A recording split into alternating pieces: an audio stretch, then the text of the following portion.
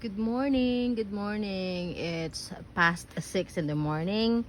Kaalis na ng estudyante ko. Nakikita niyo yung kalat ko dyan sa harapan kasi kagabi. Actually, maghapon, halos kahapon ay nagre-repa tayo ng mga halaman natin na pending dahil nga meron tayong mga naging activity. Ayun na, kita nyo ba yan? For repotting pa yan, galing yan ng Sarangani. And yun ang ating, pinol ko na yung ating tawag dyan, silvery Ann na Sindapsus.